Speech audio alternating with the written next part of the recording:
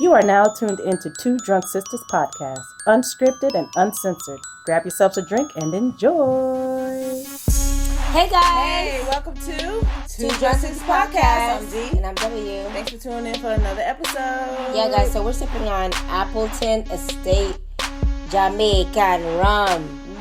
I know my accent's not that great. That's fine. Hold on. Oh, wait. Hold on. Cheers. W got these martinis. Listen. I fucking hate these glasses. I know. They're so cute, though. It reminds me of me not knowing how to drink out of a cup. They're like these martini glasses, but they're not like the big. It's the tiny ones. It's a dainty set. Oh, my God. Well, guys. Finally got around to watching. Before we get there, okay, guys, we need you guys to go on Apple Podcasts if you have. Oh, here she go. Apple Podcasts, guys, and please rate us. Give us a rating. All 5 stars, guys. Please, we really need you guys' support. You forcing us to say Please, 5 stars. 5 stars. What if they don't want us to get 5 stars? What if guys? Come on. I did some research on other drunk podcasts, and they all got fucking 5 stars. And the thing is, I'm not going to disclose what nationality or race they are. But thanks for disclosing. But I'm going to tell you guys that we need the support, okay? And you may not be into horror movies, and that's fine. But please support us. We need the support. We can't do it without you guys. And we appreciate those who do support. Who do support us. Thank you so much. We would really appreciate it if you guys took the time to, give us a rating, 5 stars. Get on your Apple iPod. Obviously, I'm not an iPod user. Apple Podcast. It's podcasts on those Apple phones for these Apple iPhone people. It's podcast. Go in there, type in 2 Drunk Sisters. With the number 2. With the number 2, a Jaruk. Please give us a rating because guys, you don't want to hear the knip shit I had this morning. Look, they're not here to hear that, Chad. But we're not going to that. But please, we can't do this without you guys. We need you guys' support. Please take your time. It's a couple of minutes podcast. Hit the icon. It's already on your iPhone. Hit the icon. Type in 2 Drunk. Under 5 minutes. Hit that 5 star. Bada bing. Bada bam. You don't even gotta give us a summary. I said, show us your support. You ain't gotta give us a summary. You don't have to tell a story. Just go ahead and hit the 5 star. Love on us. Please. We need to get up there alongside the other Drunk podcast that's out there. 'Cause I really sat here and I took the time and I looked. Everybody has a 5 star rating. Come on. Okay, come on. Anyway. You getting off your soapbox? I'm off the soapbox now. You getting off the alcohol box? Shit, I'm getting box wine. I'm getting off that nasty $6.99 box wine. Shit, man, come on, y'all. Ooh, Lord, don't get W started, Chad. Let's get to Chapelwaite. Chapelwaite. We finally got around to watch Chapelwaite. Yes, it's 10 episodes, 1 season. It's about Captain Charles Boone relocates his family of 3 children to his ancestral home in Maine after his wife dies at sea. So this is adapted from Jerusalem's Lot, Stephen King. Yes. The king of horror. King of horror. We got to give it to him. The King. K-A-N-G. The King of horror. Yeah. So we're going to be reviewing the first 5 episodes. It's 10 episodes. And for the first 5, what are your thoughts for the first 5? It's a good story. It's definitely a good story. I enjoyed it. I thought it was going to be a shit bucket, but you know what? Listen, Adrian Brody's in it. He executive produced it. If you can get past his nose, you'll be all right. Wow. I'm kidding. I love Adrian Brody. I do. I do love Adrian Brody. I'm kidding. I love Adrian Brody. Yes, I think he did a phenomenal job. In Pianist. In the movie Pianist. You know what? With Jamie Foxx? That was really good, wasn't it? No, that's not. What movie did Jamie? That was Smoker's Left. That was was it the celloist? Yeah, the whoopsie. Child Boom. My bad. I'm sorry. Adrian had the pianist. I don't think I saw about that the one. Jewish, the Holocaust. And Oh, them being no. I did not see that one. I'm sorry. He did a phenomenal job. Okay, anyways. Anyway, he did a phenomenal job, and that's what made me fall in love with him. Okay. Him and his acting. Very, very well done. Okay. Anyways, he really executive produced this series. Yeah. And the first 5 episodes was very... I want to say in the beginning, it was kind of slow in the beginning. Yeah, so if you can get past episode 3... Yes. You get past episode 3, you made it home run. Home run. It takes place in the 1800s, right? Yes. It takes place in the 1800s. It starts off, the first 5 episodes. The first episode starts off with a young boy, a young boy who is frightened of his dad, and what would you say? The dad looks clear like that. Dad had an affliction. He has something. Obviously, something is wrong with him. His mind's not right. He's gone mad, darling. He's definitely gone mad. Yes.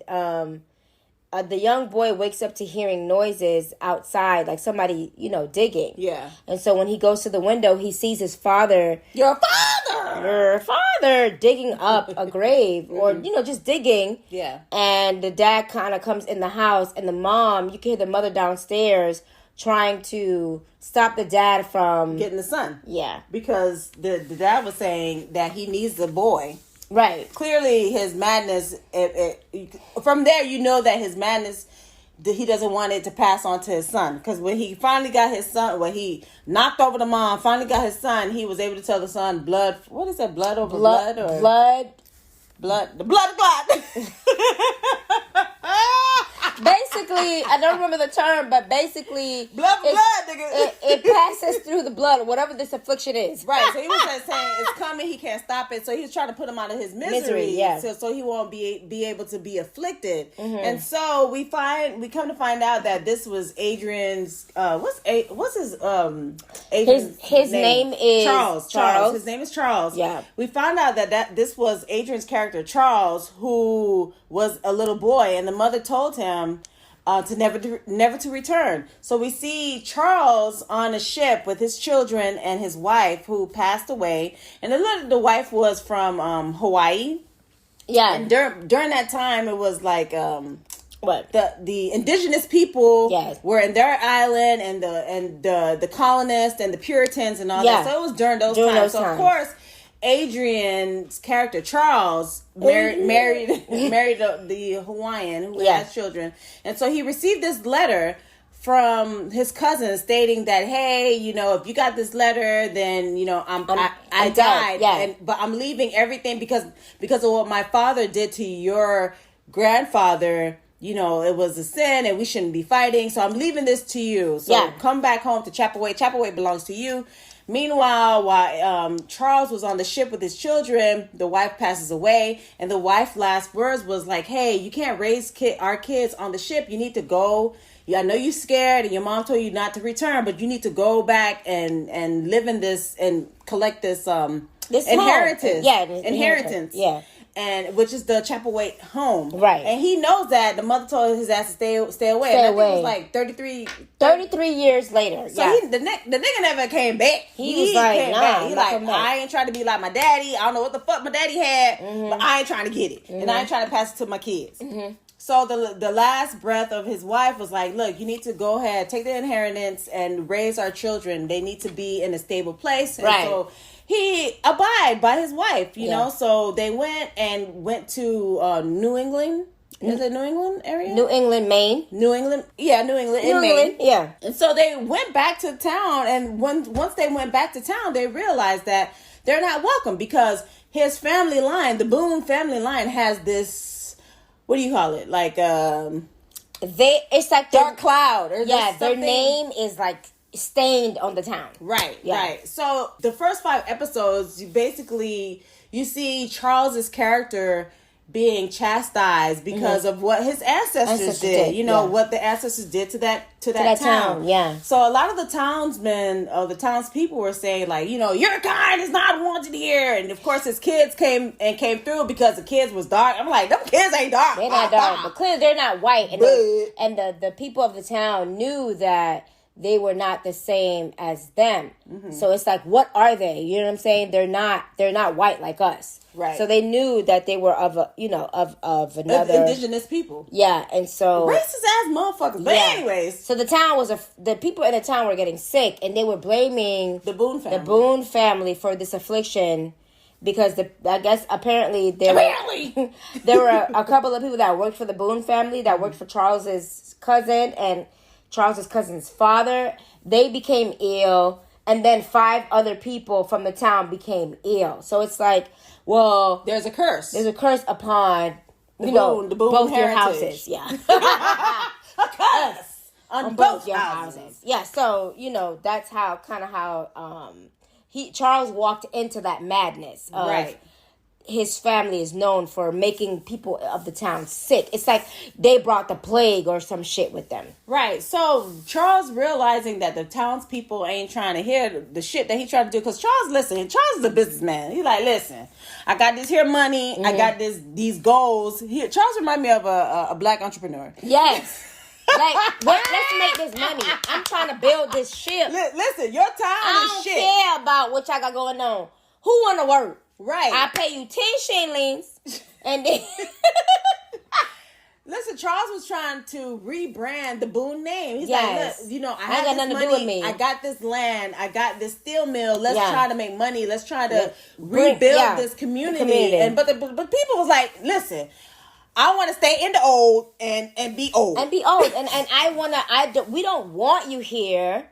You need to leave. Right. So throughout the whole first 5, Charles go through this racism within the townspeople, but then we get to the nitty gritty of the thing, which is maybe about the 4th episode. Finally, goddamn it! Oh my god! Because we're trying to figure out, okay, so where is Nosferatu? Because we kind of know that some vampire is involved in this shit. But where does he fit in? So finally, because what was happening, people of the town were dying. Yes, and we were like, what was going on? Who the fuck is it? Right, but we know somebody's creeping in the dark. It's the Nosferatu. It's so we try to figure out, like, what part of the Nosferatu's family is this? Yes. Yeah. And then we come to realize, at first we thought it was his cousin. Yes, because one of the townswomen said something like, it's the cousin. It's the cousin. Because before the townswoman's daughter passed away, she said, oh, Stephen is the cousin's name. Yes. She's like, oh, Stephen, I see Stephen, and I see my daddy. And then she died. And then the mother was like, bitch, Stephen Boone is not dead.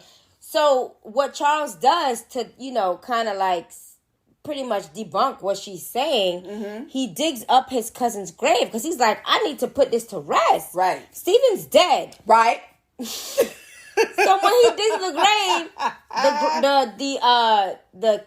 the how Haitians be saying it, the sake, which is the casket, is empty. It's empty. So then he's like, okay, Stephen is not dead. Stephen is not dead. So now we go back to Charles and his affliction. Yes. Because clearly the blood of his ancestors. The blood calls the blood. Yes. I think that's what it is. Yeah, blood calls blood. So because Charles is cursed, his line is cursed, he has this affliction and he see the worms.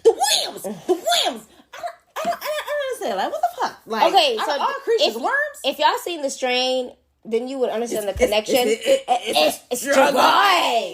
So the worms, Charles is seeing worms like everywhere in his nose. He's pulling them out. They're in his skin. And day by day, it gets worse. So it makes him crazy. Yes. And so Charles comes to find out from the governess that he hires to be in the house. Which is an undercover writer who's trying to get a story on the Boone family. Yes. At the end of the day, she just wants a story. But then obviously, when you spend time with people, you fall in love with the people. Yeah. And so she goes to visit, I believe, the constable's wife, and finds out that there's someone... The constable is the sheriff of the town. Right.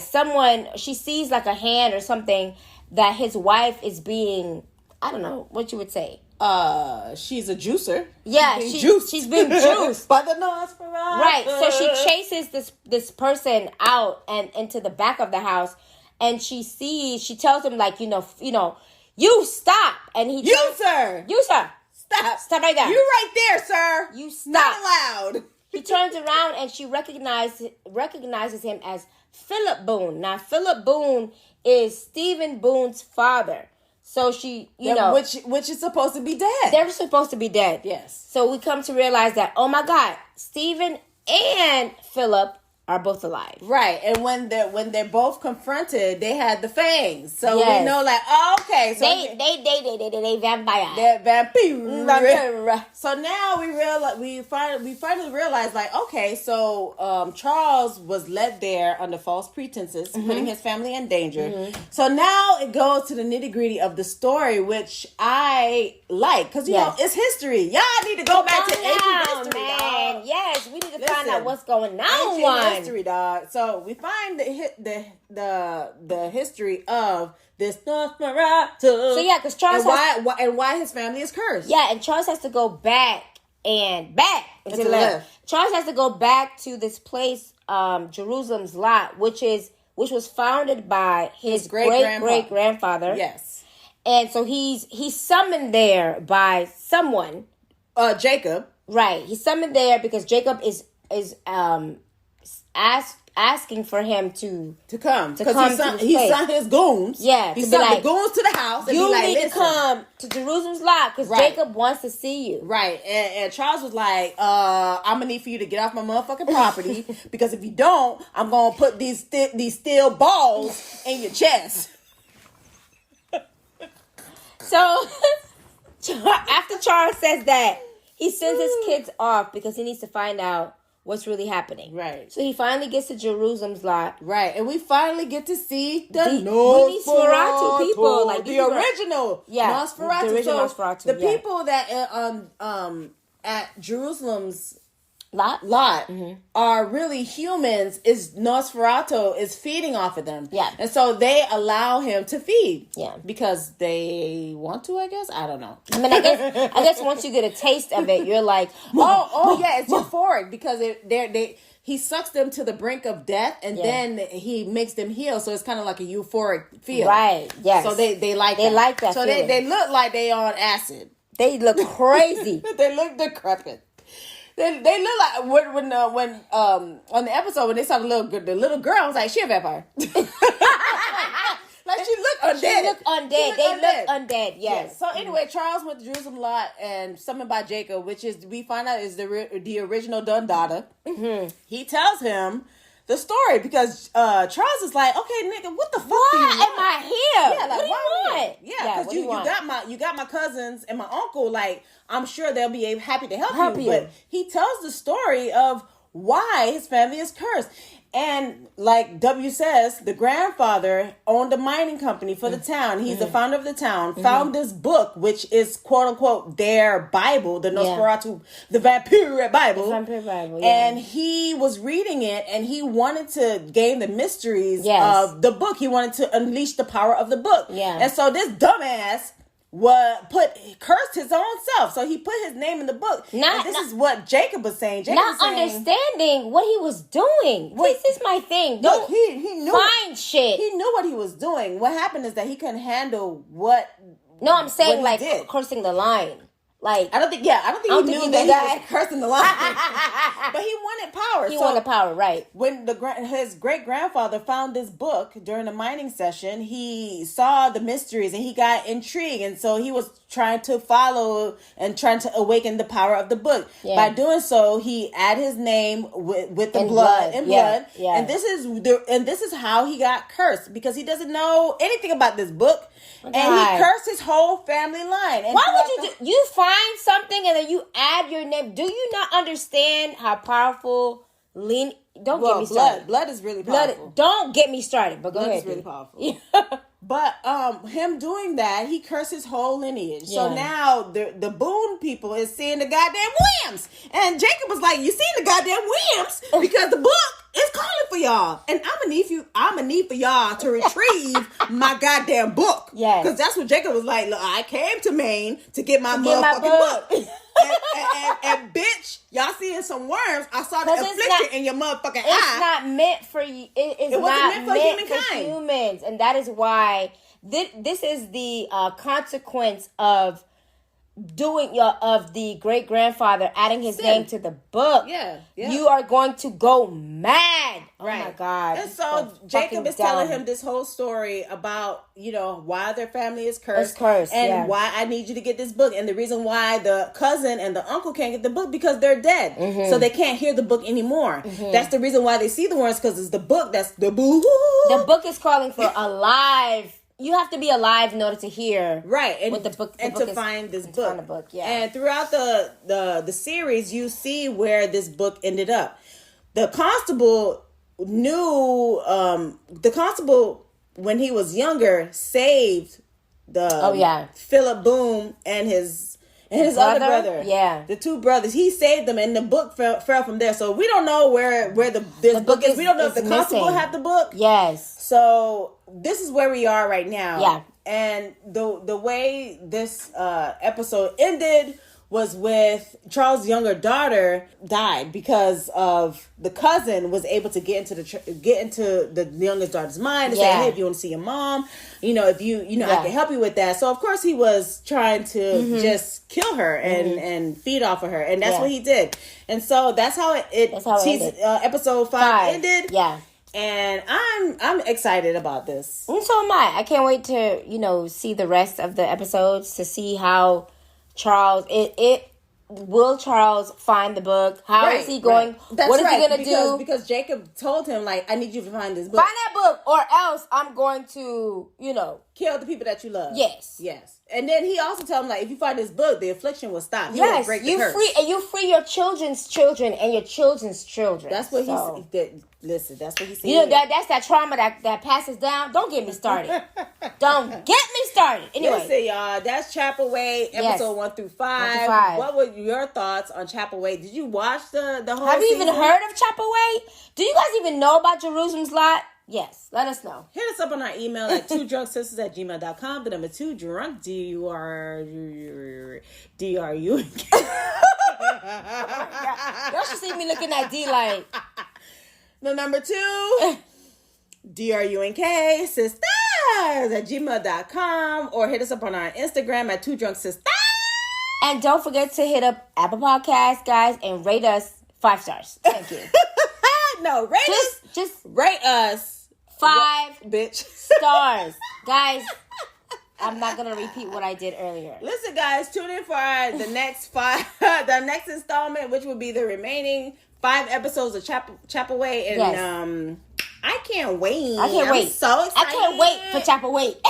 Anyway. All right, guys. Listening to oh, Jesus. Tune into the next episode, y'all. Y'all have a good one. Bye. Peace.